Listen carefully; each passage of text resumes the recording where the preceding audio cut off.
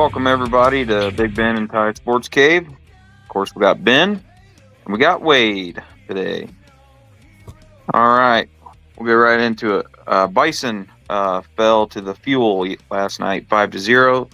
They will play tonight at 7 p.m.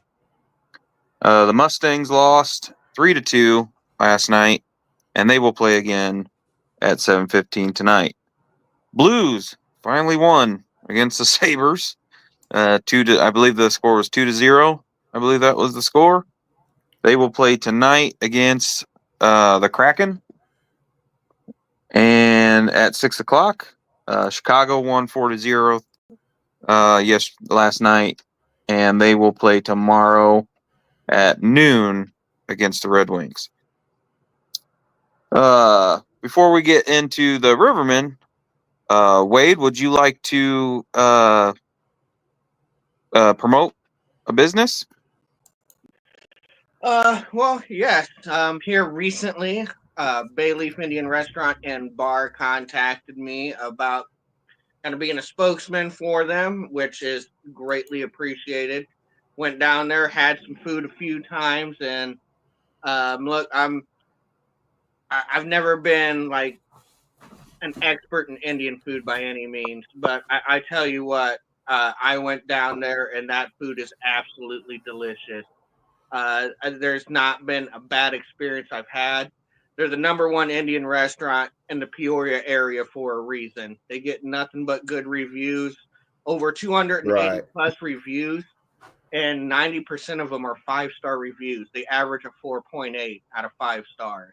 Right. I mean, the food is great, service is great, atmosphere is great. I've been looking. Yeah, I've been looking for an Indian place so that way I can try their chicken curry, because I got a friend that lives in another country that always raves about the Indian chicken curry. So it's like I've been trying to find a place, and it sounds like this is a place to go. So. Oh yeah, and it's only a couple of blocks away from Carver Arena as well. So. Free parking too, from what I read. So. Yep, definitely free parking for the game as well. So if you don't mind, if you don't want to spend the $10, $15 to park, then you can just go there before the game, get some food, and park for free, and then walk a couple blocks to the game. So absolutely. So, all righty. Well, thanks for that. We'll get right into the Rivermen recap. They won 4-1 against the Storm. McChesney scored 2 goals. Bear with 1 goal with his 100th goal, and for the Rivermen, and then Massey with the empty net goal. Pino went 18 for 19, 94% save percentage. And yeah, let's get right in the discussion. I believe they came out really. What's that?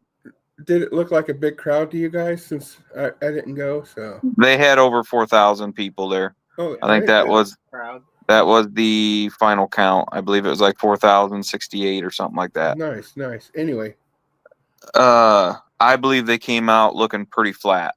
They passes were not connecting. We were just getting out skated. I believe we were getting outshot by a pretty good number there for a while. And then it's like they came out the second period. They started playing way better. Morning, Eric. And then the third period, they just kind of locked it down. That was my opinion on it. Wade, what do you think?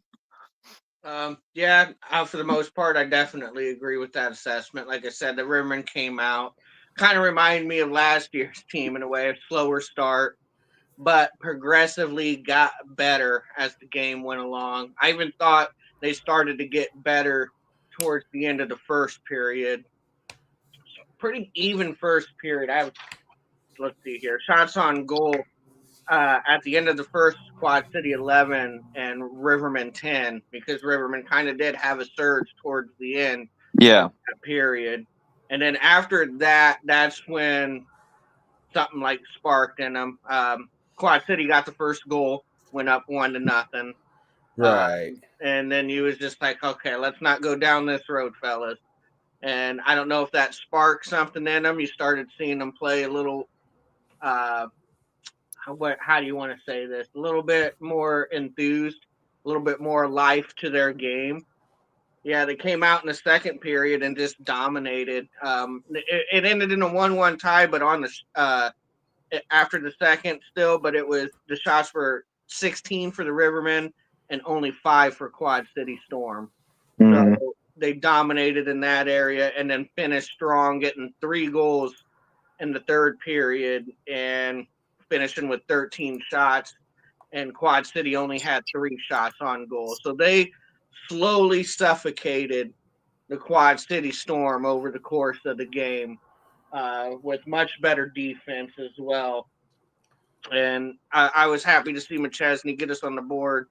First 2 goals, like I've always said, that guy is going to be such a key factor this whole season for us. And also, shout out to a few people that got their first points yesterday, albeit assists. Adenier got his first Mm-hmm. assist. Parody had 2 assists for his first 2 points. And Frankie Trezera, as well as a fight, had his first assist on the empty net goal in that game as well. Yeah. What did you think of the Frankie Trezera fight there, Ty? I thought it was a kind of a hugging match in a way, and I'm not saying it was, because of Frank or whatever. I mean, it was towards the end of his shift. I'm sure he's exhausted. But it just seemed like it was more of a, hey, how you doing, dancing match than a fighting match like we're used to seeing. But I mean, it did serve a purpose because I mean, we started playing. It seemed like we started playing a lot better after that. Right. And I believe it did serve a purpose, like I said. But to me, it was more of a ballroom dancing in a way. Because I mean, there was only maybe 3 punches really thrown. Yeah, Maybe. It wasn't a whole lot. It was more of a defensive battle. It was Frankie was mainly playing defense, pulling him in close, and not really letting him get off any punches. Like I don't think any real punches were landed. Yeah. And he ended up taking Frankie down. So I guess if you want to give the decision win to Jordan Henderson, the Quad City Storm fighter, that's fine. I won't argue that.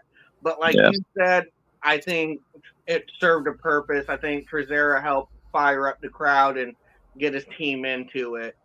So I think it served us a better purpose than Quad City Storm, even if you want to say Jordan Henderson won that fight against Trezera, in my opinion. Yeah. It's not no Tony Twist era fighting. No, it's not. It's not like if like Tristan got out there or heck Hageman. He was a good fighter. Right. Dino looked good last night. He looked pretty decent last night. I will say that. Like I said, going over the stats, he saved 18 out of 19 shots.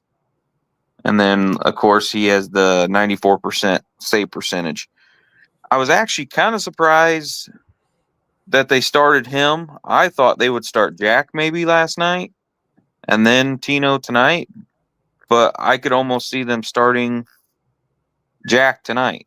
Yeah, I think they will. I think you could see Luke Lush for Quad City Storm and Jack Boston for Peoria Rivermen. And I agree with you. I thought, hands down, in Evansville, there was no better player for the Rivermen on the ice than Jack Boston. He was the most consistent and played the best hockey for the Rivermen. And I thought that might have earned him a start here at home as well. But if he wasn't going to start, then most likely he will get that start in Quad City. And yeah, I see that happening. We're kind of we're kind of in a dilemma where it's like, well, we could start Jack, we could start Latino. I think we'll be okay either way. So, and I guess that's a good dilemma to be in. Yeah. Like I said, I said at the beginning, like Jack, I think he's really an underrated goalie. Kind of flew under the radar for most people. I think he could start just about anywhere. once in the SPHL. He is a solid goalie that you really just don't see him get rattled, even when a goal goes in. So I've always liked Jack. I've always had respect for him. And like I said, and like what you said, rather it's Tino, rather it's Jack, the confidence level is the same with me. Yeah. As long as our defense is playing what they're supposed to be playing. Exactly. Because I know last weekend at Evansville, the defense was not their best, and it seemed like they not the best. Yeah, and I saw last night they were a little bit better. Well, I should say a lot better if you're going to compare them from last week. Yeah. I did see Lindbergh have a full mask on. I'm not 100% sure on what's going on with that. I think he got stitches over the eye from an inadvertent high stick from Garrett Devine during Evansville game. Cut him open. Oh, okay. Good. Yeah. Yeah, I didn't read or see that. So, yeah, he came out and I'm like, oh crap, we already got somebody in a full cage. Yeah. Back later that game too in a full cage too. He's a tough son of a bitch. So. Yes.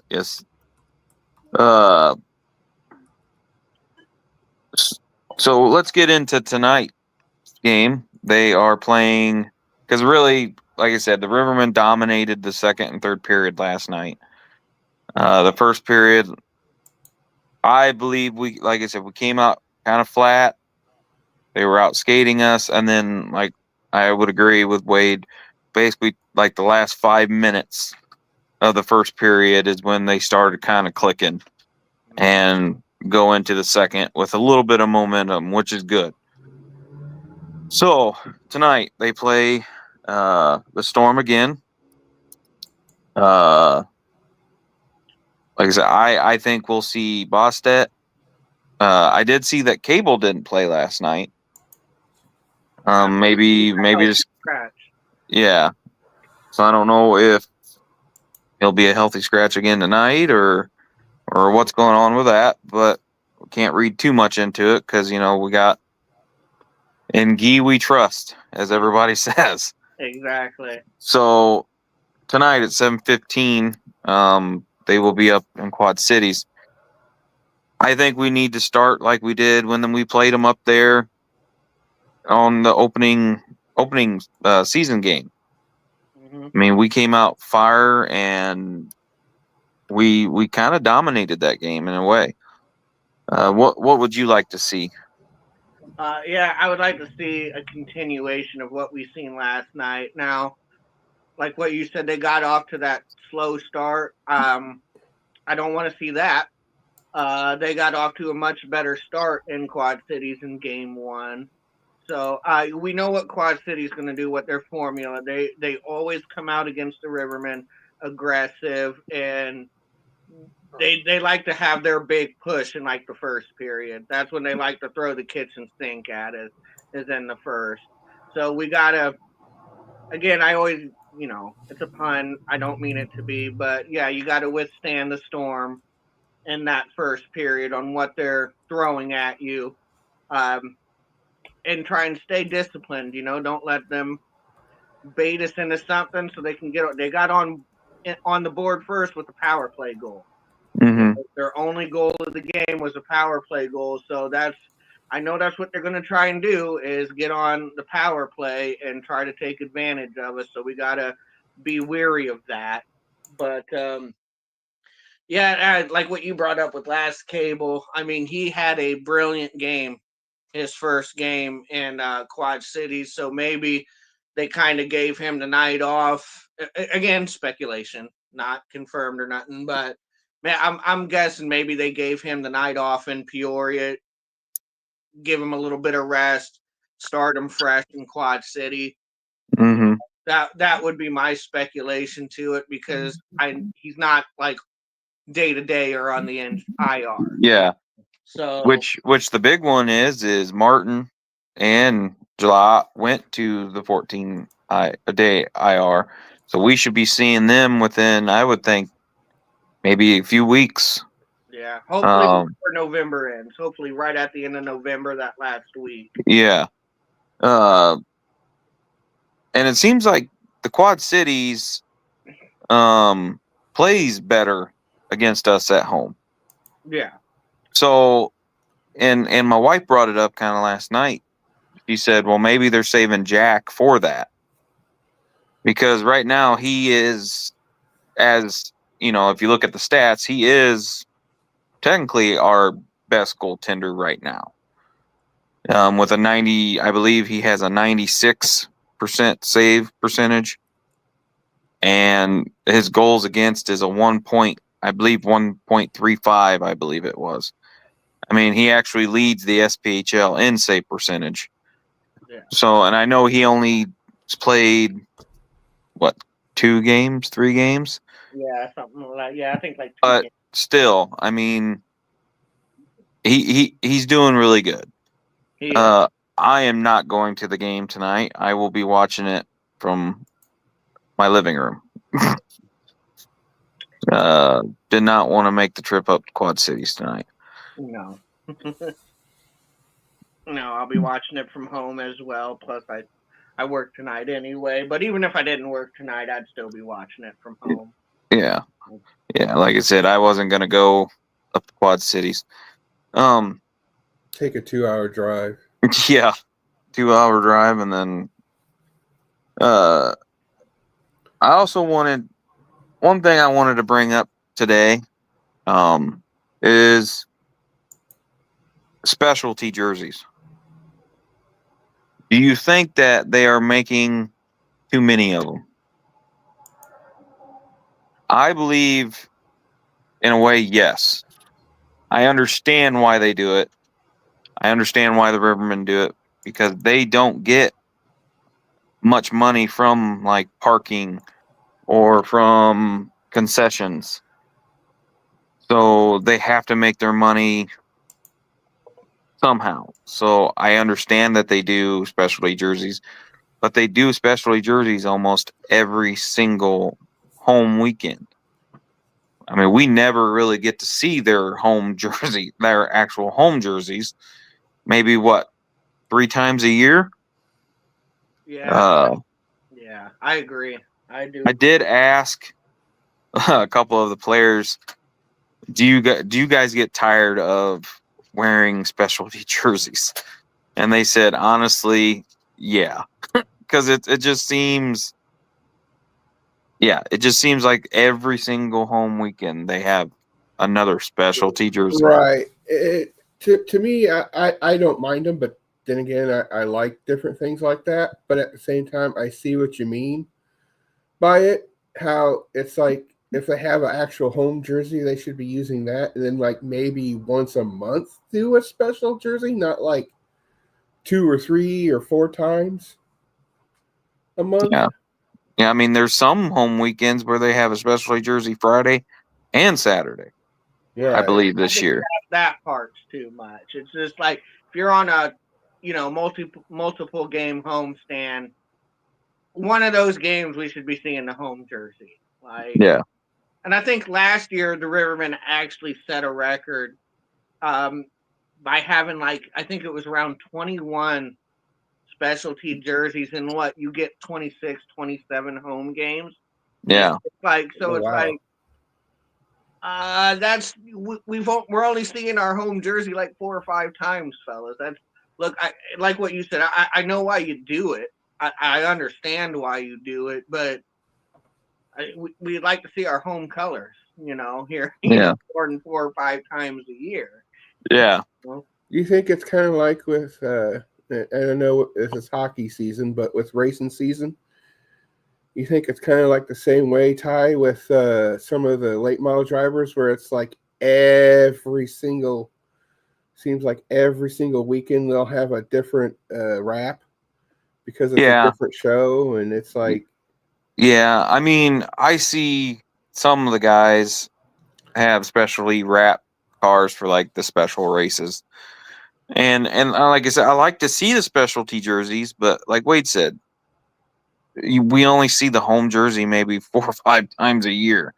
It gets kind of, we want to see the home jersey. So I know, like last night was the military appreciation jersey. Their next home game, I believe, is the cancer, hockey fights cancer jersey, and then I think the next one, they still have another specialty jersey. I mean, I ain't gonna lie, I've got a collection of them, but it's just, I don't know. I like seeing the home jersey every now and then. It gets kind of old seeing it. And then another thing that bothers me and my wife especially, they don't match socks. Oh yeah. So like if they're out there in a green jersey and then they have their dark navy blue socks on, it just looks weird. Right. I do like when they do rebrand night. Yes, I do like rebrand night. I do like that. I'm okay with rebrand night. And if they do what? It's because when they do that, they actually do get the matching socks. Yeah. So like last year they did the matching socks. And now when they do rebranding, is that just like they do a retro? No. Jersey? It's so like they rename the team for a night, pretty much. Oh, that, yeah. Yeah, because like last year they were the Spirits. And then the year before that they were what, the Penicillin, I think? Yeah, there's Peoria Penicillin and what? I think they the Blade. No, the Blades were. Was it the Blades? Yeah. Okay. What I'd like to see if they're going to do something like that, but it's also a nod back to when they very first started is I think they did it years and years ago, but I'd like to see them actually do a retro night with the Peoria Prancers.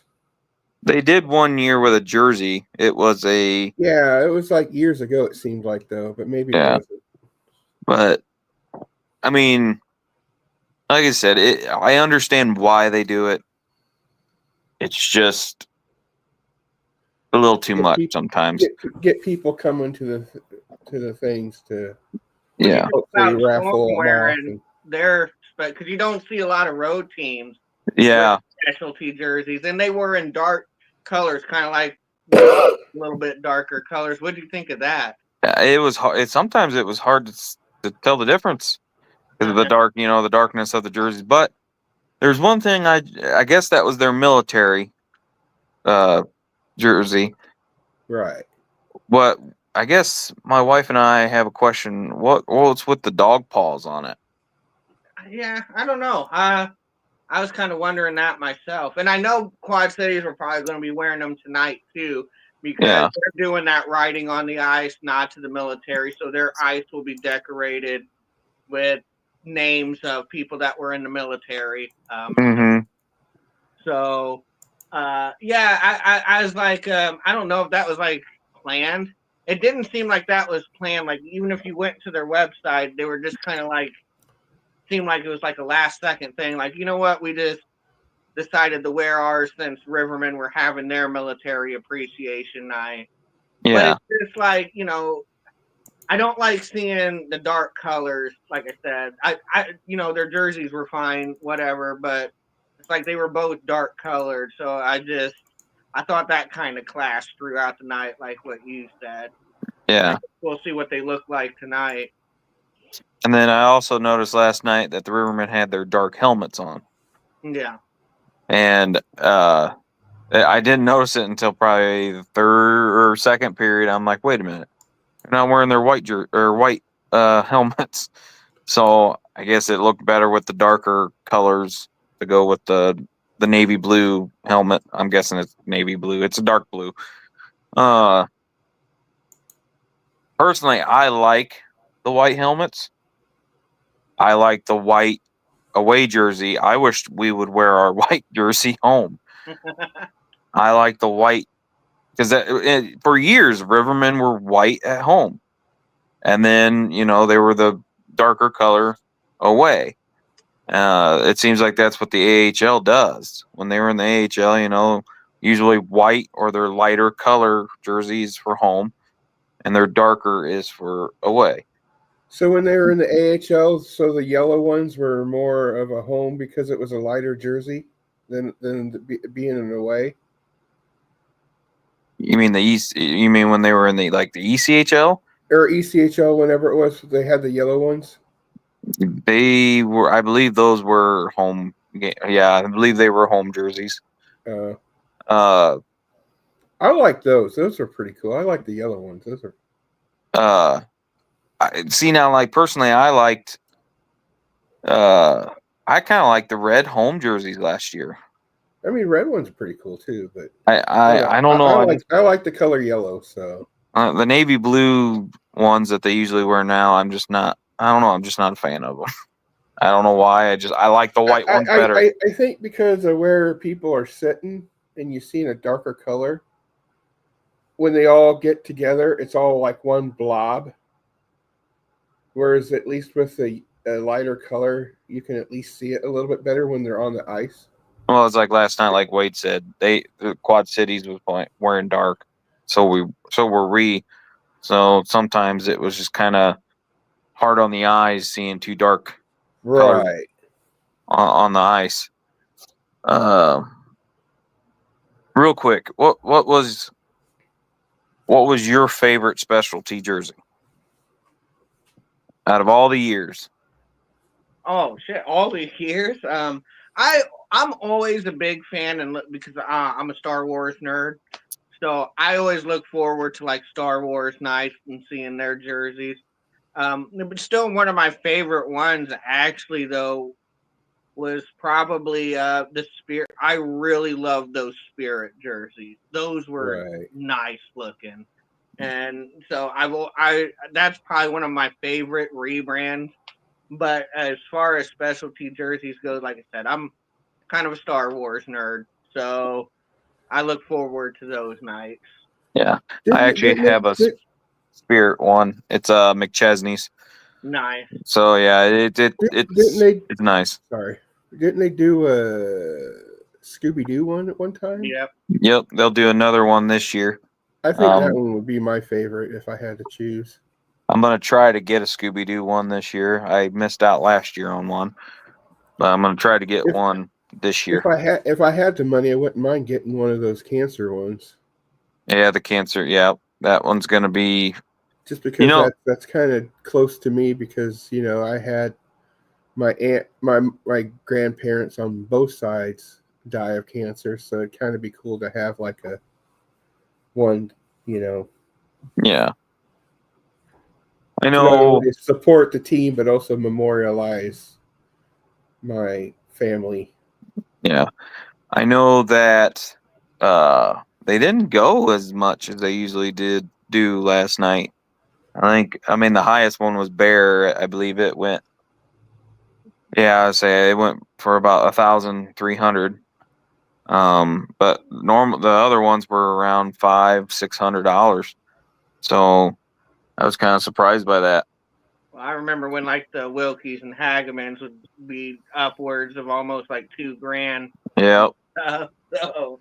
I mean, if I did get one, I'd like to get one that had cable on it, just because I remember his uncle and his dad playing. So yeah, I know my Hageman one cost me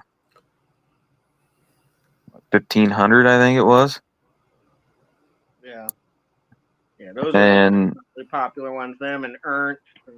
And then I have another one of Hageman's when they did the Jurassic Park one. Oh, I remember that. Yeah, and he got kicked out, I believe, first period. So I actually got that one I think I bought that one for pretty cheap. I thought it was like $450 or something like that. I mean, it was cheap. Of course, I have a Bear one. I have an Ernst one. I have a Wilkie one. We actually bought Wilkies I believe it was the night before our wedding. Yeah, and Ernst. It was like a wedding present to each other, because it was, like I said, it was the night before our wedding, so we bought Wilkies and Ernst. Do they still sell the sticks with the guys' names on them? But if they broken sticks, I think they do. Well, that's what I'm saying. Broken sticks. I believe so. I know somebody right now has one for sale right now, a Hageman stick that actually has like Hageman put on it, and it's signed by Hageman. Right now on Facebook. I got a Garrett Devine signed stick. It's intact, but it's cracked on the shaft. You can see the crack. Oh, okay. That's what I was about to say. I got a Doug Evans one that's the same way, like right where it curves. There's that crack right there. And the funny thing is about that is all I did is I just took a whole bunch of athletic tape that I had and just tied it up real tight, and I still used it for when I played street hockey. So kind of going back to tonight. Yes. What's your 3 keys to the game for tonight? Well, I think we got to continue to do what we did yesterday. We got to suffocate them on team defense, not let them get quality opportunities. Rather, that's Jack Bostic or Tino. Another big key of mine. I'm going to harp on it until I see it more consistent, and that's passing. I want to see good passing. There's a couple of times in that first period, and this drives me nuts at times. The no-look dump pass when nobody's even close to the puck, and you just turn the puck over. That drives me nuts. It's like if you're going to do a no-look pass, maybe look over your shoulder to make sure there's somebody at least in the area that can get to the puck. You know, so I would like to see better passing from the Rivermen, and like I said, just volume shots like what we was doing last. I want to see shots in the double digits per period. So that lets me know that they're putting in work and they're making the Quad City goaltender work as well. So I want to see that good team defense suffocate them. I want to see some good passing, and I want to see shot volume every period. I'd say, like I always say, is they need to get the first goal, so that way they can be like, "Hey, we mean business," right away. So that way, and then again, like I always say, and I think Way said it, a few episodes ago, just be hard on them. Be pushing them to kind of make a slight mistake to where, get the goalie off balance to where, we can get a shot in the 5-hole or a 3-hole or something. And a third one would be just don't be sloppy. I mean, don't be sloppy, and like when you're getting close, don't like make a rash quick decision on, just make sure you can get the goal in, and just stuff of that nature. It would be my 3. My 3 would be discipline. Don't take any stupid penalties, which I think they did very well last night. They stayed pretty disciplined, but Quad City is known to be at home to antagonize it. So stay disciplined. My second would probably be control the neutral zone. Last night we had a little bit of trouble doing that in some cases, and that kind of goes back to the passing. They would do a drop pass or a no-look pass, and no one was even around there in the neutral zone, and then that was a easy turnover for Quad Cities. The third one would probably be physical. They're going to come out physical, so we need to match their physical. We need to, as Ben always liked to say it, set the tone. Well, I mean, it worked when I went to that show, went to the last game. It's like I seen he got the first goal. It's like I seen he got the thing, and I yelled out, "Set the tone!" And sure enough, he went in, he got the goal, and it's like, well, you got to set the tone.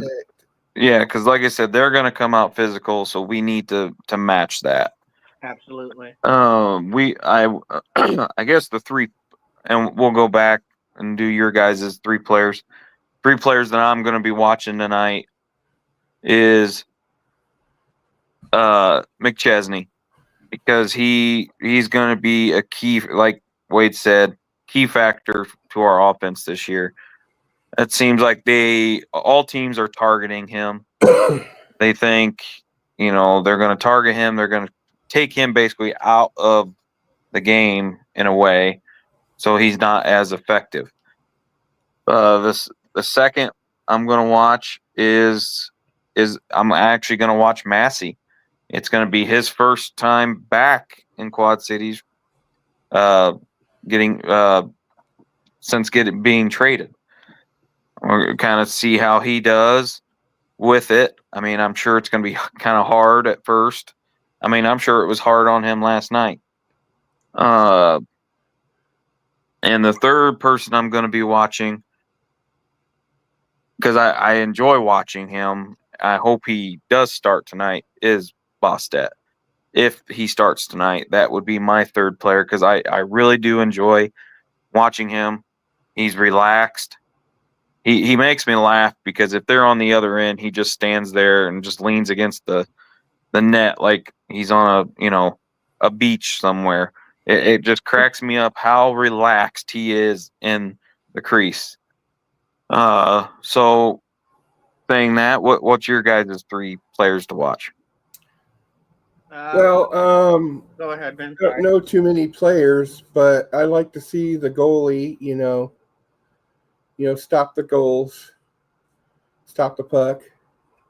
I like to see him when he's behind the net, make sure there's plenty of Rivermen players around so that way he can get it to them. I like to see a defensive man, help protect the goalie as needed and to get the puck out. And then, of course, always see someone on offense always getting a goal like on a breakaway or something, like when there's like only one or two of the defense from the other team in, like him like skating hard and getting that goal in. So that would be my three players. So whomever those are, All right. My three, I'm going to start off with Tristan Trudell. I got my eye on him tonight. Like I said, like we both said, I believe they're going to come out aggressive and physical, and like to see how Tristan handles that. And I want to see him get involved in the offense more. My second player, who I seen really, again, I'm starting to really like this guy on our defense, and I've seen him start to open up more offensively as well, and that's Corey Dennis.